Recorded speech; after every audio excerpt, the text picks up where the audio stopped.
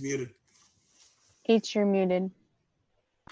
Welcome, everybody. This is the Transform Fresno Outreach and Oversight Committee for June. This is the Outreach and Oversight Committee community-wide meeting. And so we want to welcome you to this very significant Zoom meeting. And we are going to kick this off. I want to just do a couple of little housekeeping things. Number one, our council president, Miguel Arias, who is chair of our Outreach and Oversight Committee, was unable to join us tonight. And so he asked me if I would stand in his place, which I am willing to do. And so I will be your tour guide tonight. And we will be moving through our items on our agenda. If you haven't seen our agenda, tonight we're going to be looking at a project highlight, and then we're going to be discussing transformative plans and giving an update on our transformative plans. So tonight as we start, let me just, I feel like we ought to start with a word of prayer. Pastor B.T. Lewis, preach prayer, die on a moment's notice. We normally meet at Westside Church of God, and he does such a great job in setting the tone. So if you would do that this evening, that would be great. Pastor Lewis. Eternal God, our Creator, we come this evening grateful for another day of life. We thank you, Master, for the gift of being your children. God, we pray for this meeting. We pray for our plans. God, we pray for a rejuvenation of our community. God, so we ask that you would bless every plan that we have. God, we pray that you would bless every project and every person on this call in the respective way that they are in need. In Jesus' name, be our strength tonight, our refuge, and our hiding place. In Jesus' name we pray. Amen. Amen. Amen. I'm really grateful tonight in light of the things that are happening in our community. I can't tell you how many times that I've thought of you who are on this call, most of whom I know, you who are on the Outreach and Oversight Committee and members of the community who are so committed to this process, because I feel like in many ways the conversation and the travail that we're going through as a nation is around old narratives that need to be addressed. And I feel like TCC and Transform Fresno has given us that have been involved with it in Fresno practice in addressing some of these issues. So I've just found myself being very grateful for you all tonight. So with that, let me just go to our project highlight. Tonight, each of our community meetings, what we do is we highlight a project. In this case, we're going to be highlighting projects 15, 16, and 17. And to do that, we have with us tonight Keith Berthold, who is the Executive Director, CEO of Fresno Metro Ministry, and Pastor DJ Kreiner, who is the Senior Pastor at St. Rest Baptist Church. So I'm going to turn it over to you, Keith and Pastor, and please give us your project highlight tonight. Thank you. Pastor's going to lead off. All right. So thank you, Keith. So to H and to each of you on the call, especially to Pastor Lewis, who serves as such a key leader in our community in West Fresno. Thank you so much for giving us this awesome opportunity to make this presentation to each of you, just to kind of give you a highlight of what I believe is quite possibly one of the most exciting partnerships and one of the most exciting opportunities Fresno has seen or will see in a while. Let me preface this by starting here, H. It was 2016, the same year that Black Lives Matter movement hopped on Sean Blackstone and began to kind of walk down that street that I was sent to Dallas. And in Dallas, I turned on the television one day watching ESPN, and I was shocked because my basketball team, the Golden State Warriors, who had just previously won their championship, had just lost their championship to the horrible, horrible enemy called LeBron James. had already made it and capitalized to become the greatest basketball team in the history, but failed to win the championship, had already made significant achievements, but just needed someone else to put them over the edge. And along came the tarantula himself, Kevin Durant, who signed on with the Golden State Warriors. And from there, they made history. Pastor Lewis knows what happened after that because Cleveland never recovered. James was never king, and LeBron ended up moving to Los Angeles. That partnership 2016, many thought was the greatest partnership. But I'm bringing you quite possibly, in my opinion, a greater partnership that would take not just St. Rest, not just Fresno Metro, but in my opinion, the city of Fresno to greater heights than we've ever imagined us being in. I think a championship for the city of Fresno is not out of the question when this partnership happens. Two, in my opinion, great ministries, great organizations are coming together for the sake of making sure that a community that has never, in our opinion, the opportunities to have such amazing food, such amazing abilities to host, such amazing abilities to see an entire community transform and change, has that opportunity because of the benefit of having two organizations go of pride and ideas and come together to put together an awesome project that we will, in our opinion, will produce amazing results. So my brothers and my sisters, it is my honor to introduce this amazing partnership, the St. Rest Plus, St. Rest and the Food to Share Hub partnership, which is Fresno Metro Ministries that has already done an amazing job since 1970 of producing and showing results, and the St. Rest Baptist Church that has done an awesome job since 1944 of producing and saving souls. And when you put the product tangibly and the product spiritually together, I guarantee you, man, the Lakers, the Warriors, or the Sacramento Kings will never come close to touching this amazing partnership. So with that, I'll turn it over to my brother Keith. And Keith, take us a little bit further, and I'll jump back in a minute. Thank you so much, Pastor. And if you could advance the slide, Courtney. So first of all, we are so grateful to be part of this process and grateful to TCC and all the different reviews we've had. And we've had some reviews at the state, and we're moving this project forward. But one of the reasons we're doing it are these two maps. The city of Fresno grew away from its core after World War II. And the blue in this map on the left is the city in 1945. And the red is what's happened since 1945 in terms of our suburbanization. And the map on the right shows the concentrated poverty, the poverty in red that's over 40%. And that's what we've left behind. And that's what we're really wanting to address as community developers and people of faith. So you can advance the slide, please. Here's the greatest irony and injury, and this is one of the reasons we created Food to Share at Fresno Metro Ministry. Fresno, in the heart of the richest food-producing region in the world, is the third highest food hardship metropolitan area in the United States. Unbelievable. So there's got to be some disconnect here, some kind of problem that allows us to be so close to all this great food and have this kind of hardship. If you could advance it, Courtney. And Calavirus screen is a little blurry there, but that kind of shows the San Joaquin Valley. The red and the orange are high concentrated poverty with pollution burden, and it just kind of defines our valley, which is another tragedy. If you can advance a little further. And this is kind of a blurry version of Fresno, but you can see that Central and South Fresno have some of the highest pollution and poverty burden. We need Central and South Fresno to be green. Green is low poverty and low pollution burden. So we want to change these colors, right? Keep going, please. The next slide is health burdens and health issues. Keep going, please. This is kind of a regional development pattern. I'll just go past it. We kind of know what's happening out in Clovis and up in Madera, and that's also part of the problem, but we'll come back to that some other time. And I guess the idea is just to summarize, we're committed.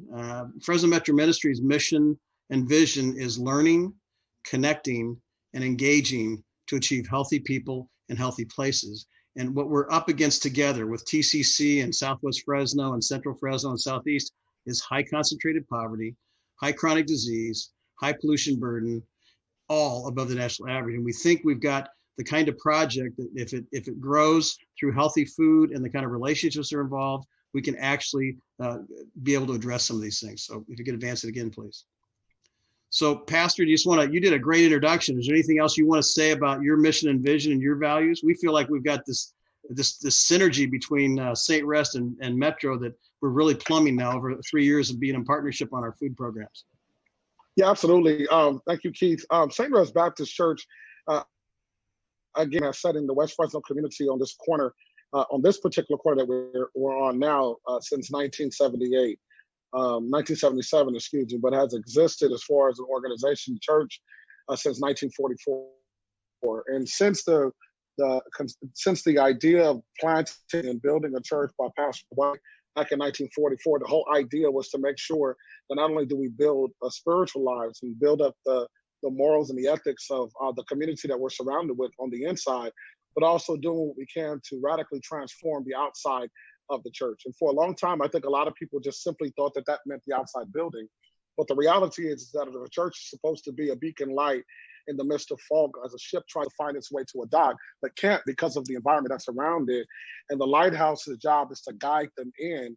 Then our belief system now is that the job of the St. Rest Church is to make sure that we show a community that may have feel like they've been in darkness forever, that there are opportunities to see the light. And if that means transforming a community around it, then that's our job. Our vision and our mission all say that exact same thing. Is the purpose and the mission of the St. Rest Baptist Church is to radically transform a community within a community by way of evangelism, mission work, and arts. And that is our responsibility. As a result of that, we have placed our values in people more than our values in particular buildings. But we've all discovered that in order to build the lives of people, we have to find programs that are absent in the community that would help build those lives in the community. And so one of the main key programs that we've started since I became the pastor is our food distribution ministry, because we discovered that we were sitting in a food desert. And though there are members of our community that can possibly drive or catch the bus to food distribution centers outside of this area, we also discovered that a lot of elders are unable to hop on a bus or even to drive in a car. So we decided to do that on our own. We started with simply just doing an outdoor distribution in our parking lot, but found that those numbers just literally grew faster than our parking lot was able to cover. But the mission didn't stop. So part of our story as a church is to make sure that before the book closes on St. Rest Church, there's a happy ending. And that happy ending only happens when we're able to provide not just lives, but also programs to help build those lives. And that's what we're trying to do here at St. Rest Church. That's great. And I'll just say that Metro has two primary program areas. One comes under the heading of Food to Share, which we're going to explain to you. The other is the Better Blackstone program in Central Fresno, trying to do corridor revitalization and build new businesses, jobs, and housing for people in Central Fresno. Both of them at the core are about helping produce healthy people and healthy places. Go ahead and advance the slide, please. So when I got to the Metro Ministry, I'd been with the city for 8 years as the assistant planning director and interim planning director and a whole bunch of other titles. When I came in 2014, after 8 years there, I really wanted to implement a healthy communities element of the general plan, and one that dealt with our neighborhoods and neighborhood revitalization and community revitalization. My board challenged me and Chanel Reese-Mendez, who's going to speak in just a minute. They said, okay, our mission is learning, connecting, and engaging to achieve healthy people in healthy places. Can you please find a way to elevate healthy food to actually produce health? And I scratched my head for a while. And then honestly, I have to admit ignorance. I did not know how much food we wasted that was good food that we buried in landfills every year. And when I discovered that, it was like some light bulb went off.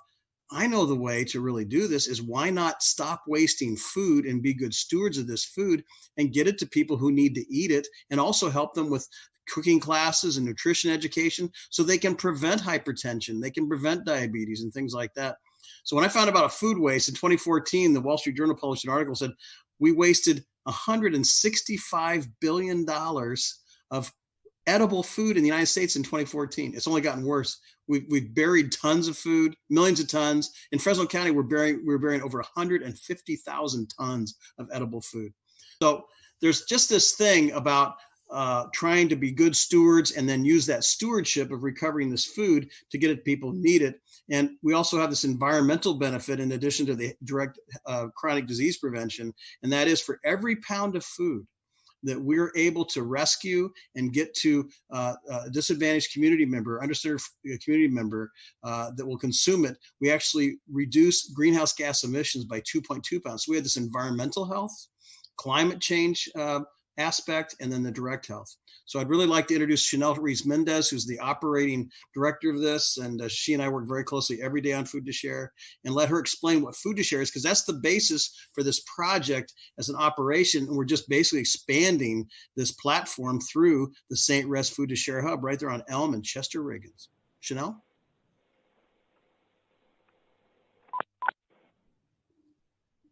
Are you there, Chanel? Yeah. Hey, everyone, good. Can you hear me? Yeah, speak up. I think you can advance the slide. You can advance the slide, Courtney. Thank you. We can Hey, hear Courtney, you, Chanel. everyone, can you hear me? Yes. Okay, great. Hi, everyone. This is Chanel, Metro Deputy Director, and one of the things that I do is actually oversee the Food to Share program and work very closely with Keith and the rest of our team, and of course, Pastor Kreiner. Thank you so much for that amazing intro. You got me pumped up about our team. Really excited. I hope everyone else is. So what we're looking at here is a slide of what Metro calls our pathway to health and resilience. It's really, Food to Share is our umbrella for our community food system work. And our efforts to increase access in disadvantaged neighborhoods, it ranges from everything from advocacy for safety net programs like CalFresh outreach and enrollment, to building community gardens, and also to the big part of our program, which is the food recovery and distribution portion of Food to Share and nutrition education. And we feel like each of these little dots on the pathway is just critical to health and resilience for Fresno. Go to the next slide. So at a higher level, this is not our grassroots stuff, but at a higher level, what we work on also is we coordinate the Fresno Food Security Network. And then here we bring together dozens of local organizations quarterly, and we strategize on creating collaborative and sustainable food access programs for our region. Go to the next slide, Courtney. And at the, as I mentioned, at the grassroots level, some of our work includes advocacy for safety net resources, providing hands-on CalFresh application enrollment and renewals. Every year, we coordinate Hunger Action Day, where we get dozens of residents together, and we have them tell their stories, from their perspective about their experiences with food insecurity, and we advocate for different resources to make sure that that money comes back, to the valley, back to Fresno. And in addition to that, we've also led the CalFresh Task Force for the county for about 15 years now. And this is a countywide consortium of food access advocates and service providers where we create best practices for Fresno. Next slide. Okay. So another way that Food to Share helps create access to healthy food is by providing technical assistance to food distribution partners in food desert neighborhoods.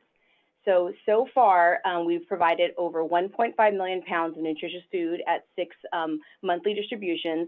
And there we've held 76 different cooking demonstrations, and we provided opportunities for over 2,000 residents over the last few years. Next slide. Okay. So the most significant part of our program, especially for this, for Project 17 for TCC, it's our food recovery and distribution mechanism that we do in disadvantaged communities. Our goal is really to keep nutritious food out of the landfill and get it to families in need. And one of our biggest partnerships is with Fresno Unified School District, where we recover from 28 of their schools regularly, and we're doing about 60,000 pounds a month just from the 28 schools. So just in the past 3.5 years of recovering, we've done over 1.3 million from the schools, nearly 700,000 pounds of recovered food from retail stores and private donors like farmers and transporters and things. And we get this food out through our food network, which is 49 organizations of CBOs, churches, Boys and Girls Clubs, senior centers, through a number of organizations who already have existing feeding programs. And St. Res, of course, was one of our very first churches to come on, and they've been there since the beginning of Food to Share. So we're really proud of that partnership. Next slide, Courtney.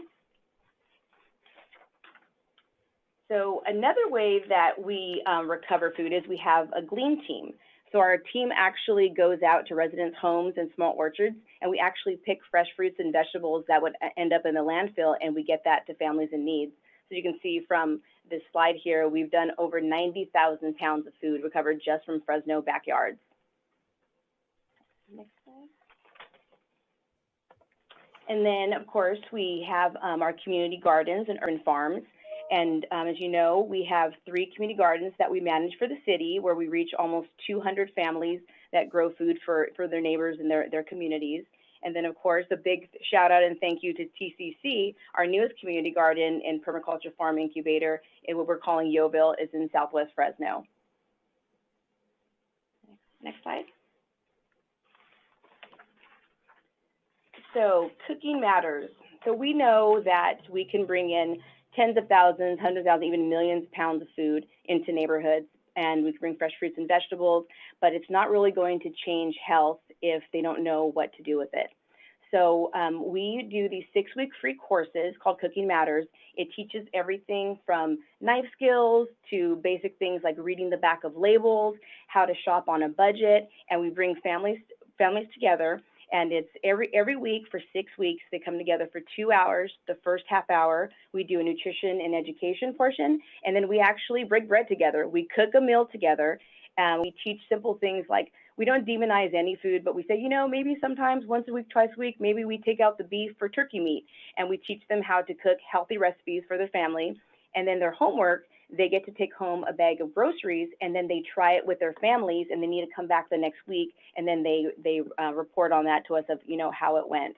So far, we've done 21 cohorts with over 236 residents, and we're just over 73% graduation rate, and about 80% of those graduates, they report that they have more confidence to shop on a budget and more confidence to cook with fruits and vegetables.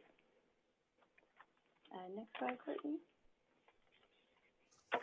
So I know that was a mouthful, that was a lot. We're doing a ton of work with Food to Share, and so this is just a recap of the food that we've recovered just in the 3.5 years.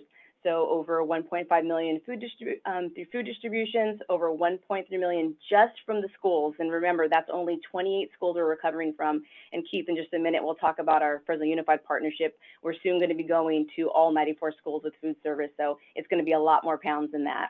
And then almost 700,000 pounds of direct recoveries from farmers markets, from packers, warehouses, and then, as I just said, the over 90,000 pounds of fruits and vegetables, that were gleaned. And an exciting part of this for us, we always say that when we're trying to get into new schools and we're selling this, that it's a twofer. Not only are we feeding people and getting the food to where it needs to go, but it also has an environmental impact. So with this over 3.5 million pounds of recovered food, that actually prevented over 7.9 million pounds of greenhouse gases from being emitted into our environment. Next slide. And then this slide here is just some examples of the amazing ways that we do our work in the community to reduce food insecurity. A couple of these pictures are old because now this is pre-COVID era. Now all these pictures have people 6 feet apart and with masks on. Yeah. So, yeah. Okay. Next slide. So thank you, Chanel. Thank you very, very much. We're very grateful that the school district realized that they were wasting food. And quite frankly, this is one of those things where I think, they were ashamed of it and didn't know what to do about it because of USDA regulations, a number of things. And so by coming in with Food to Share and being able to work with Bob Nelson and getting his encouragement to go to all of the schools in the district, we have the potential just in Fresno Unified to be recovering and redistributing over 2 million pounds a year just from Fresno Unified. And there's another 100 schools in the Fresno Clovis metropolitan area, Sangre Unified, and et cetera, et cetera. So this, by being able to situate our base platform at the St. Rest campus and this new St. Rest Food to Share hub, we now will have storage capabilities and logistic capabilities we never had before. So we actually can take on all these schools in the whole metropolitan area and then maybe even grow even bigger than that. So the school district is an important source of stewardship for this food, and Fresno Unified has recognized that and is encouraging us to get to all their schools. You can go change the slide. So these are just some pictures of the kind of food we get from schools. I mean, a lot of it's separately packaged vegetables and fruits, and there's hot meals that go to seniors that love it. The hot meals the kids don't like, the seniors love, that kind of stuff. Go ahead and change it. This is the distribution network. That we have about 49 green dots now, or little green stars, and we have another 50 to 60 we're looking at. So we feel like as we ramp up the St. Rest Food to Share Hub over the next 3 to 4 years, we'll be at 70 or 80 distribution points, and we're now at close to 50 with 49. So kind of gives you an idea, and a lot of clustering in 93706. So we have a lot of opportunities to, get and distribute food in the 93706 zip code. Go ahead and advance it, please. So I'm going to pass this over to Pastor. This building is an 85-year-old building, and it's creating this opportunity for multiple benefits. And the idea is not only does it help with the St. Rest campus, but it really helps revitalize Elm Avenue. This becomes an anchor project for the revitalization of Elm Avenue. And I am just so absolutely excited about the prospect of creating an activity center that on the axis of Chester Riggins and Elm Avenue. Pastor, you want to flip the slide, and Pastor?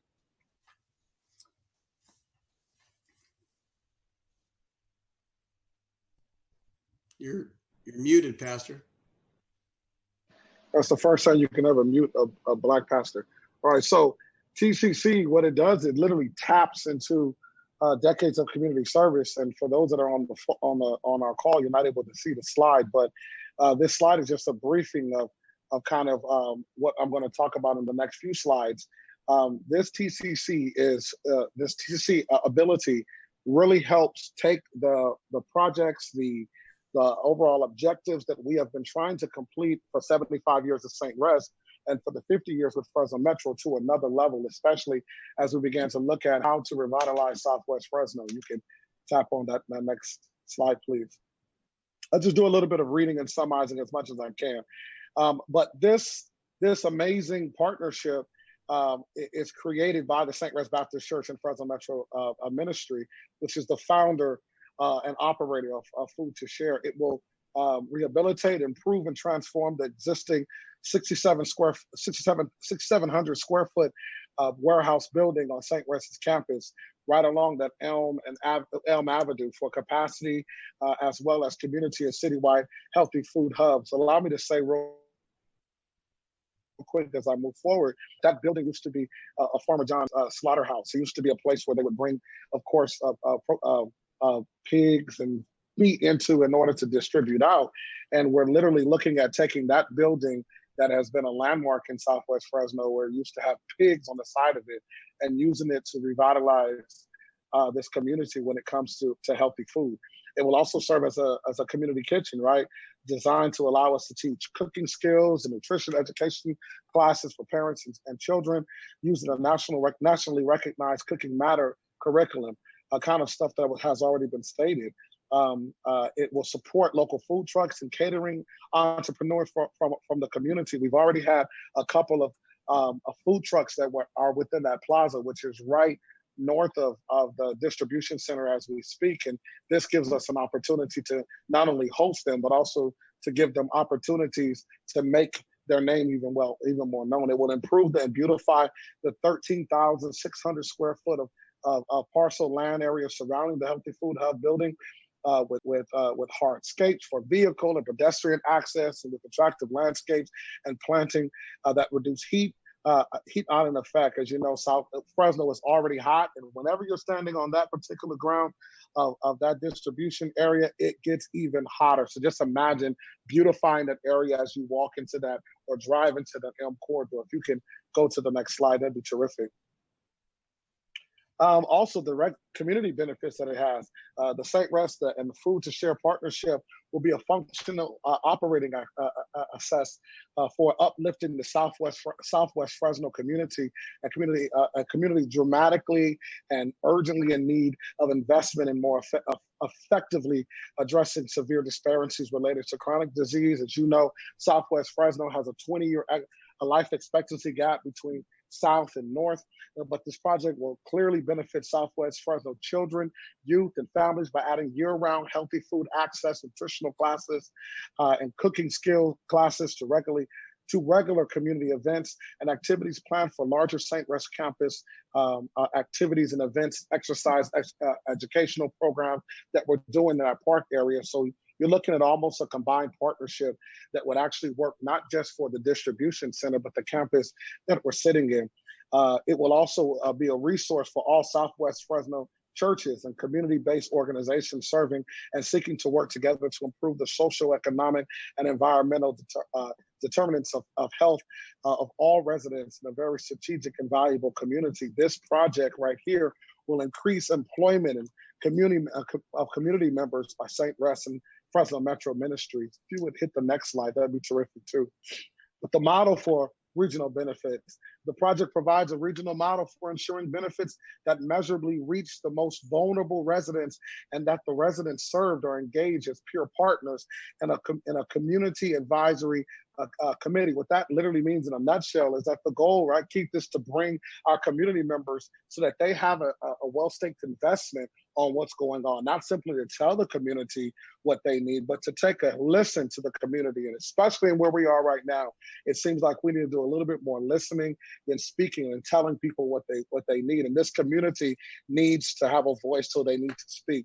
The last bullet point, the project provides a regional model for linking adaptive reuse as an anchoring project for urban infill along a long neglected corridor, helping implement plans and facilities for community revitalization, economic opportunity, business formation, new jobs, and prospects for a healthier in the inner city. The goal is to serve literally as a catalyst for restoration and for change. We could go to the next slide. And with this, I turn it back over to Keith. Keith, you want to take it from here? Thank you so much. And I just want to emphasize, this is the beginning with the St. Rest Campus Master Plan as a catalyst for Elm Avenue, this facility. We've got all kinds of other plans. We feel like we're going to have the opportunity to build an activity center that can help revitalize all kinds of opportunities here for Southwest Fresno. I can do this really fast. We meet all of the TCC program objectives. Greenhouse gas reduction. You can flip the slide, Courtney, please. We meet we're increasing healthy food. We're meeting all TCC objectives. We made sure that we did, and the state has already reviewed this. They've agreed to that. So maybe just summarizing, we are in the process of evaluating. Let me back up for one moment. We reviewed this with a subcommittee of local TCC and Transform Fresno with the entire board. And then we moved that on to the SGC with the just fine facilitation of Courtney and H and others at the city. And they turned it around very quickly, and they've given us a punch list. And we are going through getting contractor estimates for every single improvement and change of this building. So we're running lots of people through the building, and the deacons and the people at the church are up early, and we're meeting people at the warehouse. We're hoping to resubmit back to the state with all of our answers to their questions. They were very, very positive about us doing this. They just needed a lot of details that we hadn't supplied in the original application. We're getting those together. We hope to turn it back to them by July 15th and get it back so that we can actually go to City Council, have this approved on August 20th, and be off to the races building this thing out and beginning these operations that will benefit the community and frankly benefit all of Fresno, because we'll be using this as a distribution point and a gathering point for a lot of food. So I guess next slide. And we talked about the importance of community engagement. We're absolutely committed to community engagement and community involvement in all the programming of this facility. And the next slide. I guess that's just where we're at right now with what we're doing. Those were the budgets that were consistent with what was approved before. So we're all consistent with all that. And finally, I think it's just questions, right? So I guess I'm sorry we took so much time, and we're really grateful to tell this story. We feel like this is a catalytic project, and that if we can connect our garden, which Chris is going to talk about in just a minute, and a number of other activities along Elm Avenue, we have something we believe that can really be a positive example of what the TCC committee and everything that you guys have done is about for Southwest Fresno. So thank you very much, and any questions we're happy to answer. Thank you, Keith. Thank you, Pastor Kreiner. Thank you, Chantel. We're going to have, just to give you a little orientation, we're going to have 3 opportunities for questions. One will be now. That will be questions that relate to this project and the project highlight that was just presented. Thank you very much for that great and inspiring highlight. Then after our transformative plans update, we'll have another opportunity for questions and answers. And then hopefully at the end of our meeting before 7:30, we'll have an opportunity for any public comment. So That's just, and then one other little piece of housekeeping. *9 is what you want to hit to raise your hand if you have any questions. So any questions now that you have that you'd like to, Courtney? Let's hear from one more speaker for Project 15, Chris De Leon. He's also from Fresno Metro Oh, Ministry. excuse me. I'm And sorry, he's gonna Chris. present on that. And you've got his Awesome. presentation, right, Courtney? I do. Good. Great, perfect.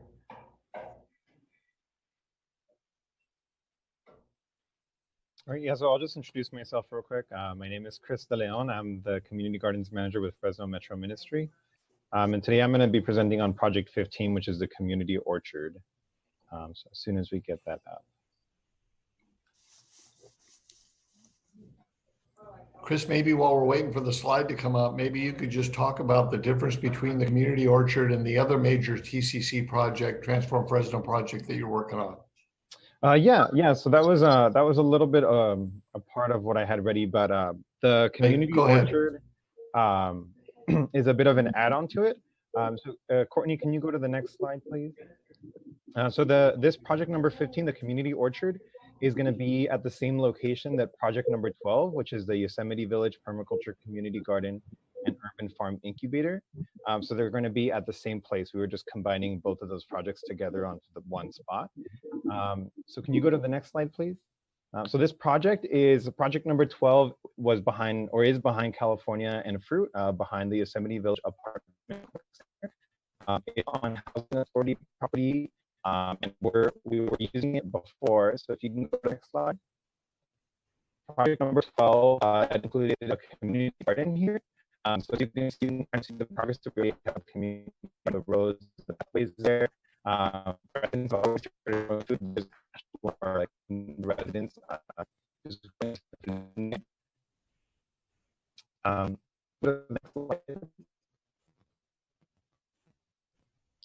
Chris, you're breaking up just a bit. I don't know if it's a situation with your speaker or proximity to your speaker, but you're breaking up just a bit.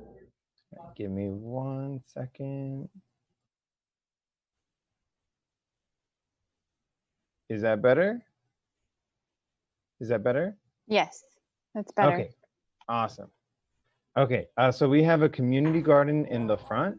And then in this bottom part, we have urban farm incubator plots. So these plots are to train 3 farmers, so they each get 1 plot.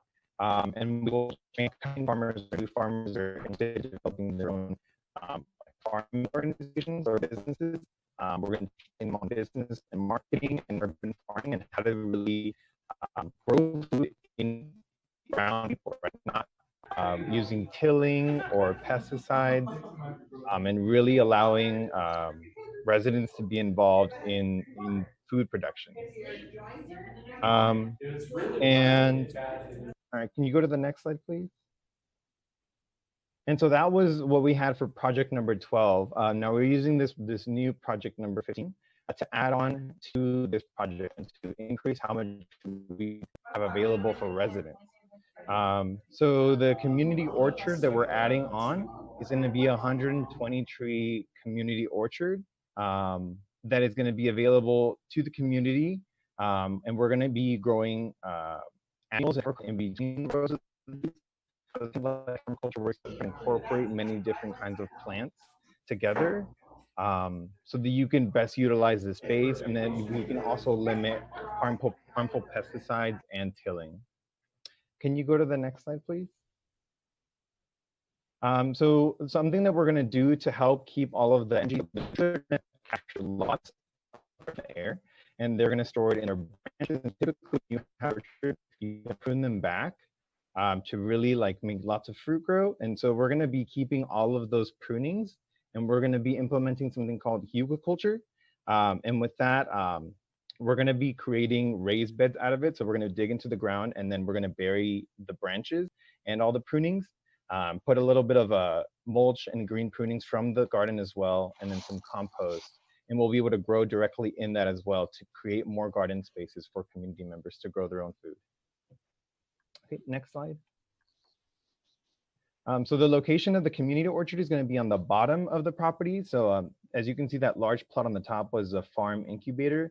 This area that we had down here, we didn't really have plants for before, so we just had native plants around there. But this will really allow us to take advantage of that property and produce as much food as we can for Southwest Fresno residents. We're also going to be extending a swale on the left-hand side of the property to capture more rainwater so that we can use that rainwater to also water the orchards as well. Okay, next slide. The Hugo Holger planting areas where we're going to be growing using the prunings and stuff from trees are going to go on the bottom of where the community garden currently is. So right now, we only have funding for the community garden to be around this circle of the pie there. But this will allow us to provide 48 new planting spaces for Southwest Fresno residents. So what we're doing right now is we're holding off on opening enrollment for community garden planting areas. So we're limiting it to only 93706 residents until we make sure that we conduct outreach to as many 93706 residents as we can on how to get involved in this project and how to get their own garden plots. So the funds are also going to include some funding to grow some plants as well for those plots. And with this funding, we're also going to be installing a pergola with solar panels on it so that we can host workshops and create shaded spaces for community members. So this is like right in the middle of the sun, and there isn't any spaces for residents to go and stand under the sun in. Or if we want to have any classes on water conservation or soil health, or even on how to manage a community orchard, we can have those classes here, both for the farmers that we're training and for community members. Okay, next slide. And then other features that we plan on getting with this project is tables and benches for residents to sit in and really utilize the new green space that's in their area, as well as educational signage on like what is going on in the garden, why we're using drip irrigation, and like how the compost pile is working and things like that. Like, so to really explain what's going on the site. And then we're doing outreach for this project through the efforts that we're already doing through project number 12. So here are some of our garden leadership team members. So there's 6 from the Yosemite Village apartment that are really trying to get others engaged, and they've been a big part in getting other residents involved in the project. And they kind of work with me and with other volunteers to create an area that they find safe and enjoyable, and that it'll last for a long time, so that it's not just like like it'll happen really quickly and then not be sustainable. So they're constantly involved in the development of the garden and also in like what new things they would like to see. So that's pretty much it for our project. Yeah. Thank you, Chris. So now is the time for questions related to this project. Yes, Destiny? I was just giving them a round of applause. Oh, sorry. Great. Courtney, are you going to manage the questions? Obviously, I need help. Yes, so go ahead and raise your hand if you have a question, if you're on Zoom, and if you're on the phone lines, press *9. And we'll take you in the order that you raised your hand, and I will let you know when you are unmuted by calling out your name or phone number.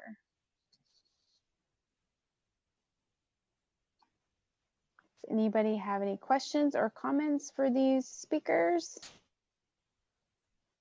Courtney, there is one person with their hand up. Okay, looking for that person. I don't see them. Go ahead now. I just wanted to ask if it would be helpful, at least it would be helpful for me, since these meetings are not our usual type of meetings, if there were some notes being kept so that they could be shared. Yes, so there are no notes, but there is a recording that's being recorded by CMAC, so you can watch it later. That video will be posted online and can be sent. A link can be sent to whoever wants to watch that. This is also being broadcasted on Facebook Live as well. Okay, so that she needs more than that. So is it possible for the slides that were presented to be provided to Sister Curry? Yes. So Mrs. Curry, I can print out the slide deck for you, and I can get those over to you, that information. That would be helpful. I just don't want to be an extra burden to ask you to do things that you know. No, that's perfectly all right. I'd love to do that. Okay, thank you. You're welcome. There's two members of the public with their hands up. I'm going to get them. Okay. We're going to hear from Brandy News Villegas. So I'm going to unmute you. Thanks. I wanted to piggyback on the last one. Is it possible to have those slides posted somewhere so that we can share it and be able to reference that? The video is great. I see it on the City of Fresno one as well as on Zoom. And I did want to let you guys know that those are great presentations, and they're very exciting. The idea of all of it is amazing. Being able to, I know a lot of people have been thinking about things like having a food garden so this orchard is amazing. So wanted to see if there is a way that we can have the slides available online to be able to share and to be able to reference. Yes, Brandy, those slides are currently posted on our Transform Fresno website. And so you can click on the main page where you got the Zoom link, and you should be able to click on the slide decks as well to open those up. Okay, Sabrina, Kelly, I see that your hand is raised. Go ahead. You should be able to talk now. Yeah, I just want to say that I'm so inspired by this project, both as a Fresno Metro board member, but also as a former member of St. Rest Church under Pastor Riggins. I remember him talking about that vacant building for many, many years. So glad to see that. And also glad to see that there is this mitigation effort to reduce the pollution burden and also the food insecurity burden for West Fresno's residents who live along the Elm corridor. And my question has to do with a sustainability piece, and wondering if you all have thought about the programming is great and food recovery is great, but I'm wondering if you thought about advocacy for further food waste policies, specifically in the Southwest Fresno footprint, like waste bans, particularly around livestock or, other farm waste, and just wanted to get your thoughts about any plans to have a policy advocacy piece to keep food out of local landfills.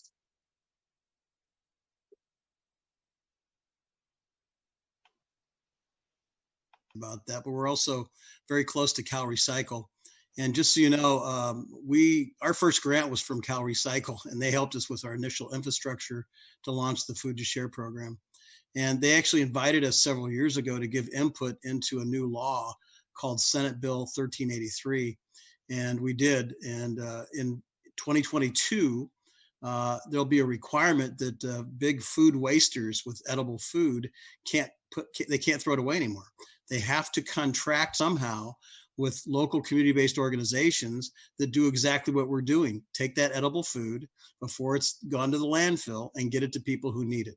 And so we're hoping, in terms of sustainability, that the laws of California are pretty rigorous. So they're gonna actually deal with a lot of the issues you raised, Sabrina, which are excellent.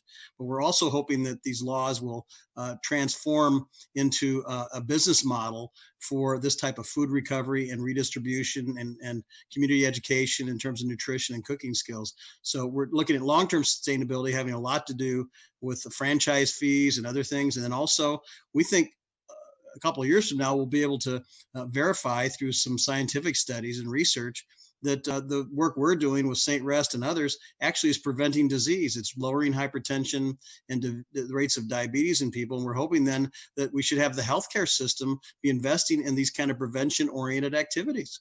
So sustainability long-term to us has a lot to do with the recycling system in the state of California, the laws that are being promulgated right now, and with us being more integrated into the healthcare system for prevention-oriented spending. Great. We have another significant presentation coming right up. So let's take one more question if we have one. For some reason, I couldn't raise my hand, but I do have a question. In the presentation, you talked about creating employment opportunities for residents. Do you know, just the estimated guess, how many jobs that you think you will be providing between St. Res and Fresno Metro Ministry, new jobs?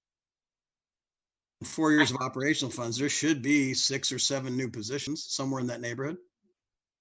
But okay. But we're thinking bigger than that longer term. Yes. We'd really like to marry this project with a cooperative grocery and a system of stakeholders, workers and producers as equal members in some kind of cooperative in Southwest Fresno. So we're hoping this evolves into the kind of activity center and larger reach that hopefully hundreds of people get jobs over the next 5 to 10 years. So another question to that, a follow-up question, with the activity center, is it going to be like you're going to have computers in there, you're going to have tutors in there, that type of resources to the community? You know what, I think St. Rest has already got some plans for that on their campus, and Pastor can speak to that. When I talk about an activity center, I'm really thinking about markets and offices and different kinds of businesses all grouping together around that portion of Elm Avenue and creating this activity at such a level that other people want to invest and renew Elm Avenue. Got it. I also just want to say, as a resident of Southwest Fresno, a person who was born and raised, this is a very exciting project coming to Southwest Fresno. It was something that was needed, and I am just happy to see the renovation to the old Farmer John's Market and see some beautification on that corner. So congratulations. We are so grateful to work with you and so grateful for this opportunity. Thank you. Well, thank you, Pastor. Thank you. Thank you, Keith. Thank you, Chris and Chanel. We're grateful for your excellent presentation. We're inspired, and we're going to move on now to our second item of business tonight, and that is a transformative plans update. So bless you all, and we understand if you need to leave our call. We're going to, the transformative plans are, of course, one of the hallmarks of TCC that helps make sure that this project is transformative, is making a difference, is well connected to the community, and having significant impacts going forward. So I'm going to turn it over to Courtney Espinoza, who's going to set this up. Thanks, H. So I just wanted to give everybody a little update about the transformative plans, kind of where we are to date. So speaking about the community engagement plan specifically, the RFQs for 6 different components of the community engagement plan were published, and we had 12 responding agencies. Those interviews took place, and the panel chose 3 different organizations for 6 components of that community engagement plan. We also included a couple of outreach and oversight committee members on the interview panel, so we could make a good decision. And you'll be hearing from those tonight. So on the workforce development plan, we've contracted with Fresno Regional Workforce Development Board to oversee the West Fresno Advanced Technology Training Program. And they have started that program and are currently recruiting for trainees. This program was discussed at the last Transform Fresno community meeting in March. They gave a brief overview about that. And we will be sending out an informational flyer shortly to give everyone information on how to become a part of that program. The other one, we also submitted a proposal for the Voice Gladiator program that will be administered by the State Center Community College District. That has been submitted to SGC for approval with revisions that the state wanted made to that proposal, and we're waiting for their final approval. So once that's approved, we will enter into a sub-agreement with State Center Community College, and the program will get started from there. So you also heard about that program in detail at the last community meeting in March. Lastly, for the displacement avoidance plan, there are several components for this plan. The business development workshops is one component and will be conducted. Those workshops will be conducted at least 3 times a year for businesses in the project area to inform the owners how to grow their business and what resources are available for them. The first meeting originally was scheduled for April, however, that had to be canceled due to the pandemic. And the meeting has been rescheduled to a webinar format that will be June 17th. The flyer for that event is also posted on the Transform Fresno website, and you should have received an email if you're a part of our listserv for that, for more information on how to be a part of that webinar.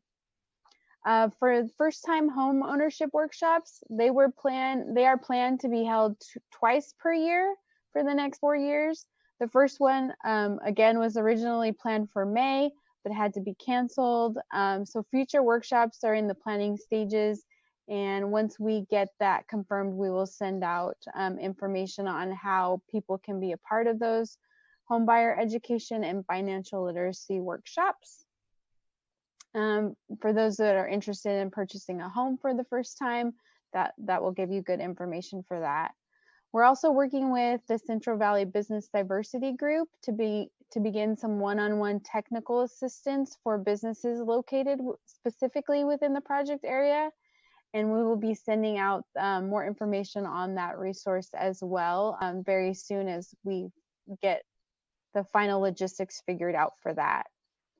Last but not least, the displacement avoidance plan consultant, the Thrivance project, was hired and has been working on the project since April. You had a short introduction of Thrivance at our last community meeting where Dr. Destiny Thomas gave a little bit of information about herself. She's going to go into the project a little bit more deeper at this meeting, and that will give you more information about that. So I will go ahead and start off with Fresno EOC, Nazarene Johnson. They are the prime community partner, media and communications community partner, event coordination, and the direct outreach partner. So let me send that over to you, Nazarene, and I will pull up your PowerPoint. Wonderful. Good evening, everyone. Can everyone hear me okay? I can still see your faces. Okay, good. That was really inspiring, and I'm glad we got to cover 3 of the projects before talking about our piece of these projects. So like Courtney said, I'm Nasreen Johnson. I'm the Director of Marketing and Communication here at Fresno EOC. Go ahead and give us the next slide, Courtney. I wanted to provide first a brief overview about our agency, and then I have a slide where you'll meet some of our team, and then I'm going to go into our Prime project, and then the rest of the team will cover the other projects. So go ahead and go over the next slide. So Fresno Economic Opportunities Commission is a community action agency that was born of the Economic Opportunity Act and Civil Rights Act of 1964. And so that means we have more than 5 decades of serving our community through over 35 programs. Through these programs, we provide opportunities throughout Fresno County that help bridge the gap so that our community members can become self-sufficient. And next slide. You might be familiar with a few of our programs because we have a lot of them. Head Start, we have over 45 or 50 sites throughout Fresno County. We have 5 WIC offices here in Fresno. We have Street Saints, our local conservation corps, low income home energy assistance program. And right there smack in the middle is our Food Express bus, which has been providing meals for kids when school's out of session. Normally that's just summer and winter, but nowadays it also is feeding healthy meals during the pandemic. Go ahead and give me the next slide. So here is our team. Christine Morgan is the communications manager, and she's going to be lead on this project moving forward. And we also have Chris Estep, and he's our communications specialist, and he's going to take lead on the graphic and web design components of our projects.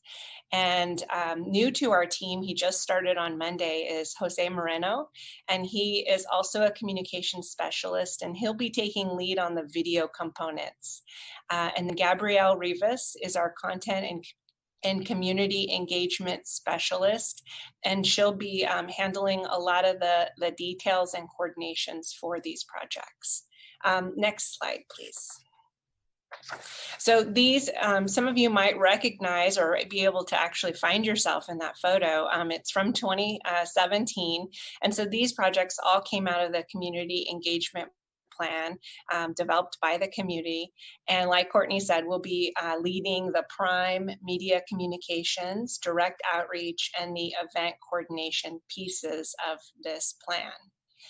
Go ahead and turn on the next. So the Prime partnership, you'll see a couple of examples of our work in this arena, but I consider it like the umbrella of the community engagement partnerships. It's like the connector between all of the moving pieces. So under Prime, we will be planning regular community engagement updates. We'll be coordinating the annual Transform Fresno Summits and coordinating other email and direct outreach items under the Prime partnership. So on the screen, for those of you on the phone, we're showing a couple of pictures. One is a focus group of actually young people. We were wanting their opinions on some things. One is a large community event that brought together different folks for it was a few years ago for our 50th anniversary, and another shows our media, which you'll hear more about. So next I'm gonna give the slide, turn it over to Chris, who will cover the media and communications project. I think you should just be able to unmute yourself, Chris. Okay. Thank you, Nazreen. Indeed, we are very excited to be working on this project, and I'm looking forward to moving forward.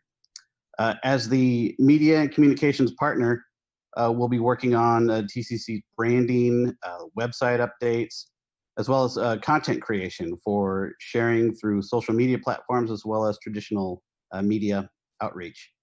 Fresno ESC is experienced in video production. Jose Moreno, our new video production expert, has 14 years of news and television experience and is going to bring a great asset of experience to the production. So to allow us to create compelling video content that will suit the variety of needs of any platform. Overall, our role is to capture, share, and highlight the work from the TCC projects and how they've made and are continuing to make a positive impact in our communities.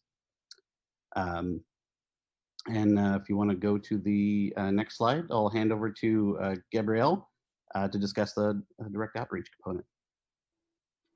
Thank you, Chris. And yes, we're really excited to work on this with all of you. I'll be going over the direct outreach component and event coordination partnerships. And so as the direct outreach community partner. Gabrielle, could you speak up just a bit? Yes, sorry, is that better? Yep. Okay, I'll speak up a little bit more. As the direct outreach community partner, we will manage a volunteer database, a community calendar, surveys, and distribution of materials. We already work with our programs to develop materials like these in order to serve our community. And with that, we're really excited to work with all of our TCC project partners. So whether it's delivering online forums or physical flyers, we can adapt our work accordingly, especially with COVID-19. And so on this slide specifically, there's an outreach worker providing flyers into packaged meals for families to pick up. And so this is just one way we've been able to still push materials and continue outreach while maintaining a safe social distance. If you could go to the next slide. And now I'll be discussing event coordination.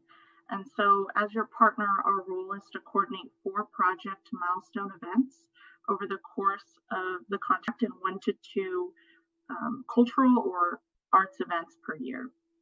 Fresno EOC already coordinates annual and project milestone events.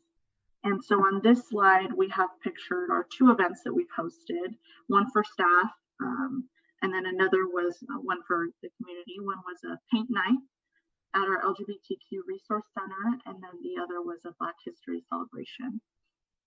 If you could go to the next slide. And so with COVID-19, agencies have planned events and activities. They've needed to pivot, including us as well. So for example, local census efforts and many services provide have moved to online and virtual platforms. And so as a team, we want you to know that we're taking the pandemic into account as we plan for future events and activities. And so on this slide, we have a few pictures of examples of that being done. And so those are 2 events that were done virtually. If you could go to the next slide. So we just want to say thank you all for letting us share more about us and then what these deliverables entail. And we're really excited to work with you all. We will be coordinating meetings with our project partners in the future. And in the meantime, feel free to reach out to us at tcc@fresnoeoc.org. And so thank you again, and thank you for your time.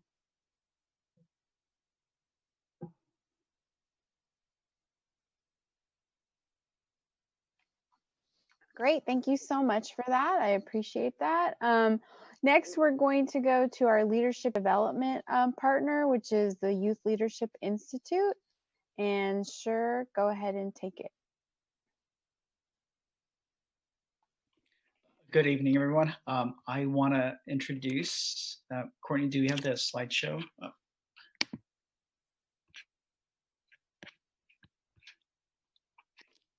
Thank you. So I want to introduce our team. This is a partnership, the Youth Leadership Development Program. It will be a partnership between Youth Leadership Institute and Fresno EOC Street Saints. So I also want to introduce our team of Nicole, Brian, and Cato, and hand it off to Cato, who will be leading this, who will be jumping in.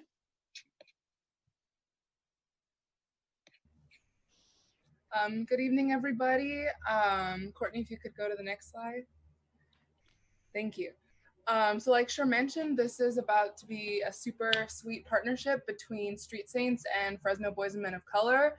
We are both organizations that have programming that works directly day to day with young people at Edison High School. So this program is seeking to reach young people who are interested in leadership, who are interested in what's going on around in their community, specifically in 93706. And BMOC currently functions as this really, really beautiful set of young people who are committed to serving and healing and advocating to make a healthy home for everyone around them in their community. So we're partnering with Street Saints. And then if Nicole or Brian wanted to give a quick little intro, I know we're, 7:13, about who Street Saints are.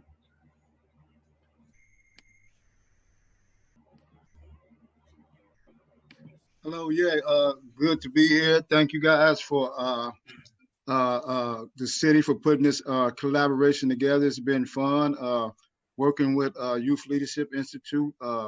We're having some great times about putting a great curriculum together for kids that will be able to go out and be ambassadors for the TCC program. And so we just really appreciate the partnership, the time to come together and really look at the impact we can make with TCC, not just for this leadership program, for them, again, becoming leaders in their community and understanding how to continue to push the envelope on TCC projects and everything that's happening in West Fresno. And going back to their parents and now training their parents and their younger siblings to really understand what real true impact West Fresno is getting after being neglected for a number of years. And so we're just excited to be a part of what's going on and this new collaborative that we're looking to even go further in collaborating and doing things together. So next slide. So speaking of operation, we wanted to provide an overview of our plan, what we're going to be doing. So a part of our plan is a recruiting cohort.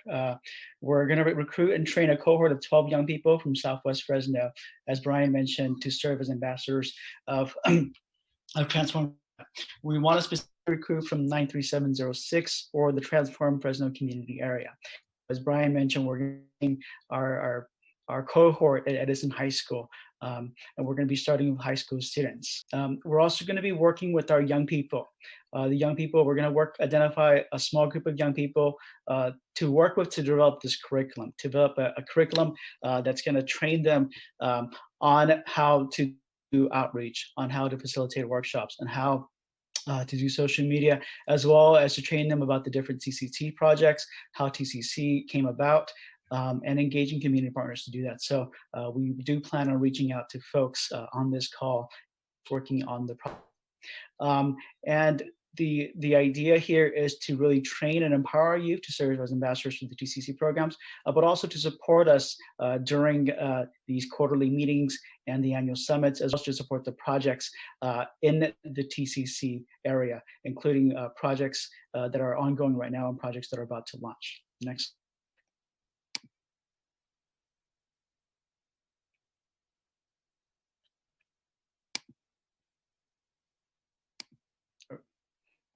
Courtney, that was the previous slide. Can you go forward, please? So what does this look like?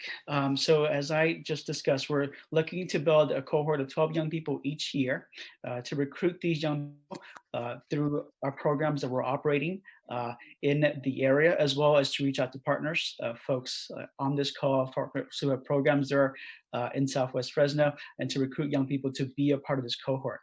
We really want to build their content knowledge, and we're really going to be working with them to build this curriculum, utilizing existing resources, leveraging relationships with the community and, for example, guest speakers to take them to projects to learn more about what's happening. We also, as discussed, we want to connect them to projects and connect them to projects that they're interested in and that they can envision, they can support and help build. So there's a project, for example, that we identified here as a garden project at Sunset Community Center, which is also where Fresno Street Saints. So we thought that would be a really good place to start in terms of just building their content knowledge about projects in TCC. We also want to train, I think a part of this is to engage the community and to engage other young people living here. So training our young people to do outreach, to invite them, to invite the community, to invite their peers to community meetings, and to engage them in the projects. And finally, we also recognize, I think as folks have been discussing or sharing during this meeting, that we're working with a community with high concentrations of poverty that's underserved. And so we also want to recognize to support young people stipends and also to incentivize with stipends. So we're looking to leverage that to recruit and to retain young people in this cohort. And so we're going to the next slide, and I'm going to pass it to Cato. Next slide. Yeah. Thank you, Courtney, and sure. So yeah, I just wanted to give a little context on what it's looked like to be running programming with young people at the table during COVID-19 and the way where we've seen sheltering in place kind of having a huge effect, I'm sure, across all of the work that we do. And at our table, and we've shared a lot of similar experiences with our Street Saints folks as well, that we've really leaned into this idea of sheltering in strength. What can we do to be empowering our networks, even from home, and our young people to continue to step into their power, to address issues with internet connectivity, and really just like the technological accessibility of this moment. So we are prepared and ready and willing to leverage funds that we need to, and even separate grants outside of those from TCC to make sure that we are able to meaningfully engage the youth in this process and that people aren't left behind just because this is a very taxing and stressful moment. So we've really been leaning into the holistic development of the young people as well. So there's the work component that Sher did a great job, I think, of sharing about, but also the personal development of it all too, and the care and the well-being that we hope to be building up their content knowledge on as well in terms of self-care in these activist spaces, and being able to really step into their power to tell their stories as well. So that's what it's looked like to shelter in strength, and that's kind of the energy we hope to bring into this first cohort, knowing that school in the fall is going to look different for a lot of our youth. Pass it over to Nicole for the next slide. Good evening, everyone. Can you guys hear me? Yes. Okay. I'm Nicole. So along with Boys and Men of Color, Street Saints have recruited 4 young people to start to develop this curriculum and our program. Our intent is to meet at Edison High School because our students will be, our young people will be students from Edison.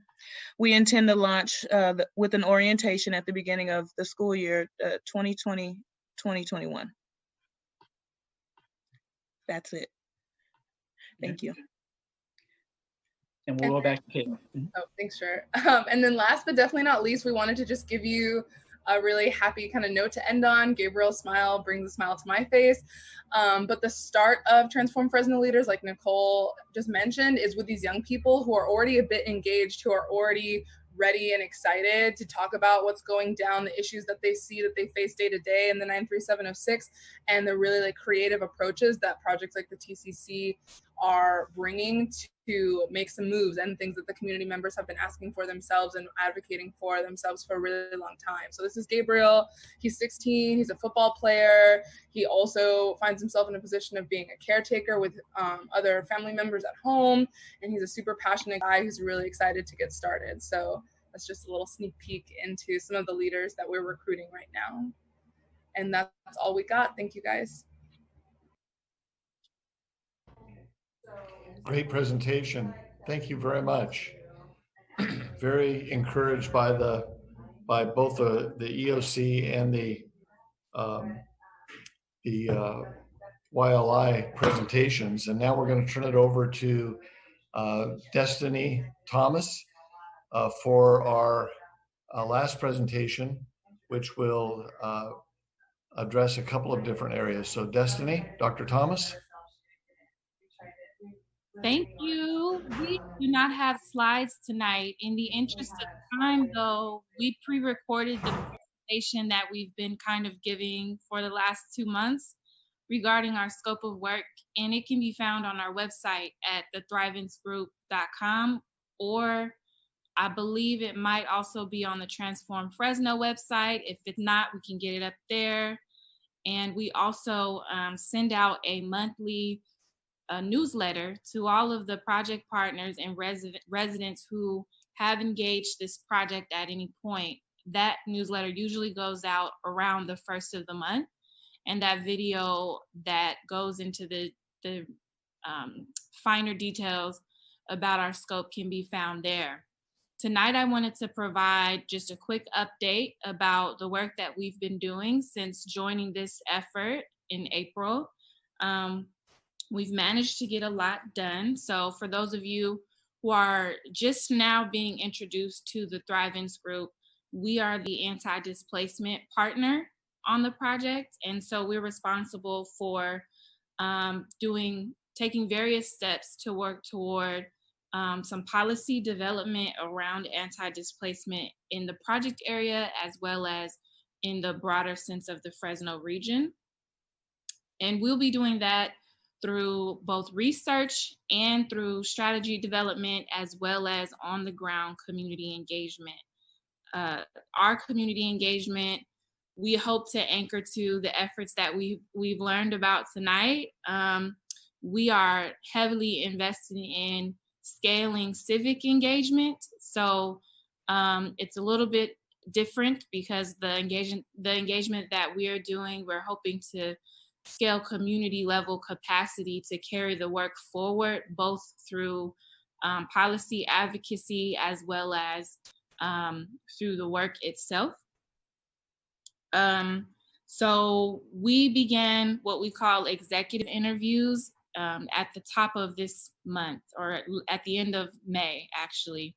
And the executive interviews are our effort to survey existing and past city staff and consultants who have at any point done work that has influenced outcomes that may or may not have impacted or created displacement impacts in the Fresno area. So we set a goal to interview a specific number of people, and then we did a little bit of outreach to the existing project partners to make sure we had a comprehensive list of people to interview.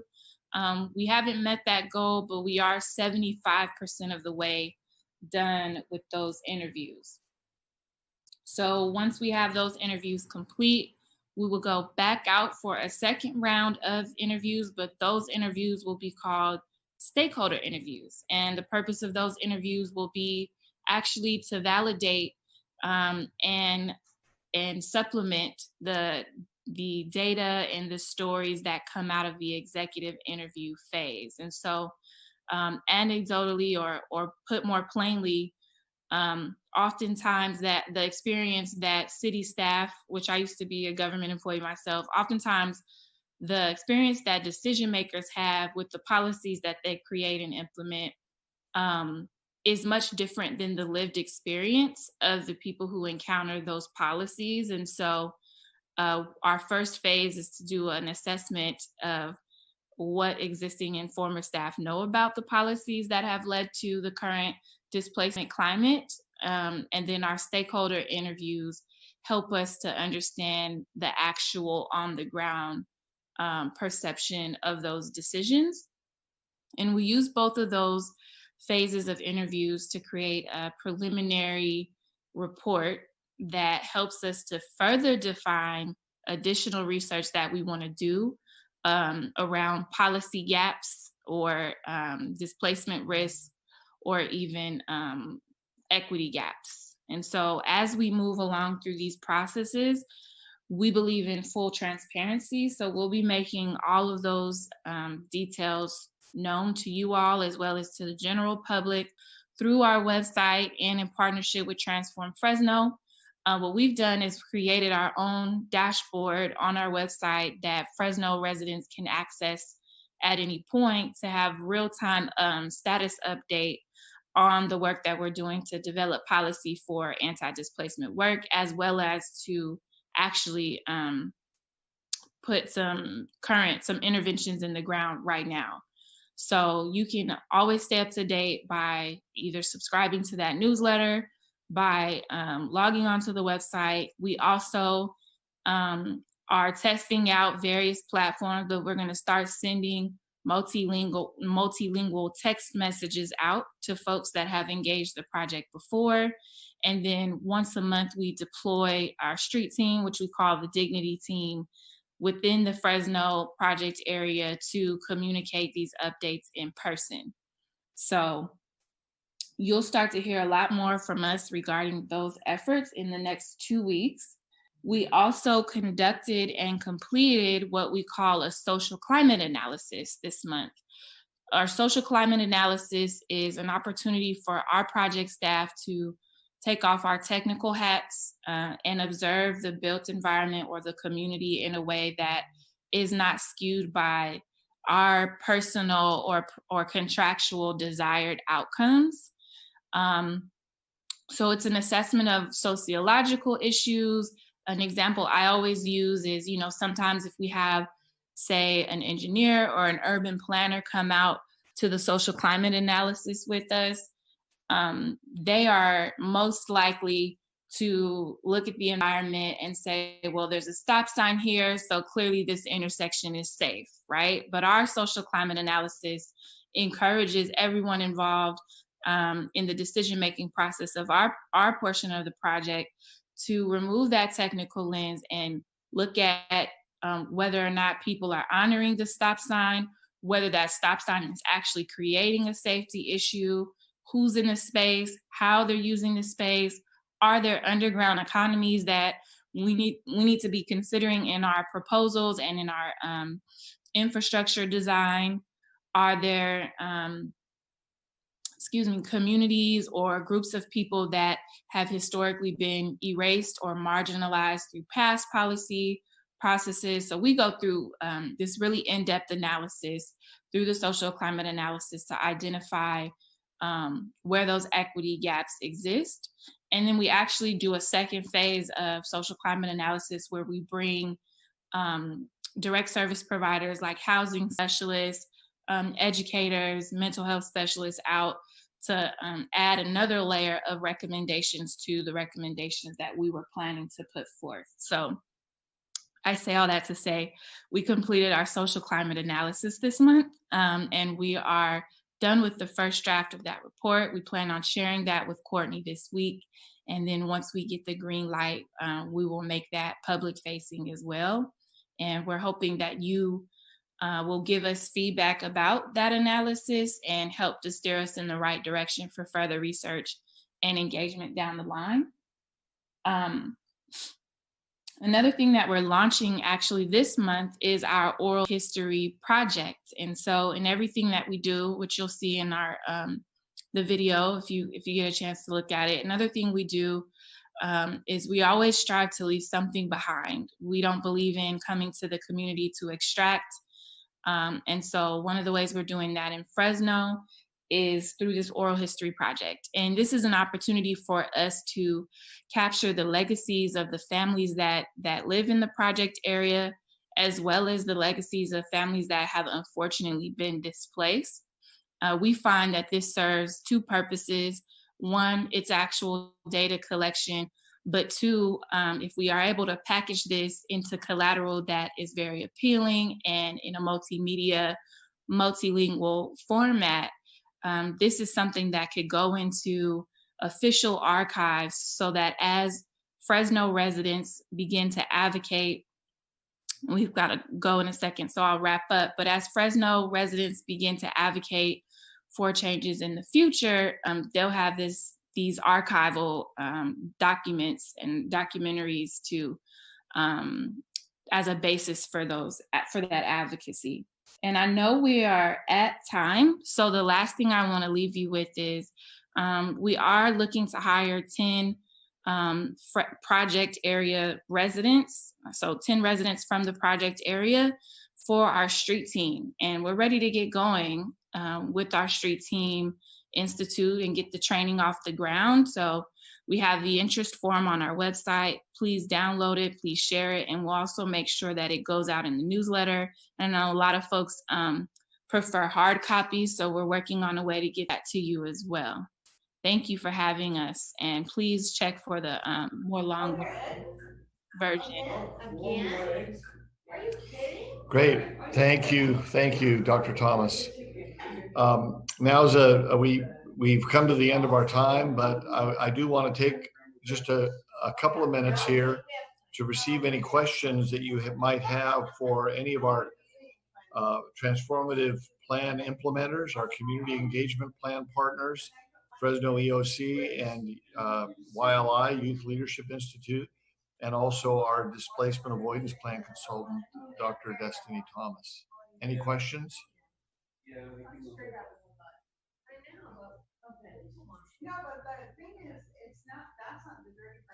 Well, then let me just.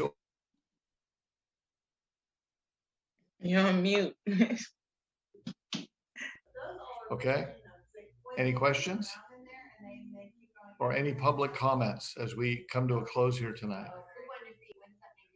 I just would like to offer my services of anything that I can do to help BMOC, YLI, and Street Saints in their community outreach. I am a community organizer by trade, ran a lot of civic engagement programs, have worked with SURE before. And if there's anything that I can do, any assistance, just reach out to me and I'll make that happen. Beautiful. Thank you for that generous offer, Kimberly. Anyone else as we get ready to wrap up? I apologize for the noise in the background. I am eating dinner at my grandkids' house, and thought I could sort of be a little more underground in this meeting, but with Councilmember Arias not able to be with us, here we are. So welcome to my world, and it is just so good to be with you in your worlds. But I think that just listening to the comments, isn't there a deep sense that we are making progress? And we're excited about the project that was presented. We're also excited about these transformative plans. So with that, I'm just going to close it. Any other comments, Courtney, that you would have as we get ready to wrap up? No, I just appreciate everybody's involvement and continued support. Thank you. We've had over 50 participants tonight. It's very encouraging. And thank you all presenters for your great investment of time this evening. Thank you very much. Thank you, everyone. Thank you. Thank you, everyone. Thank you.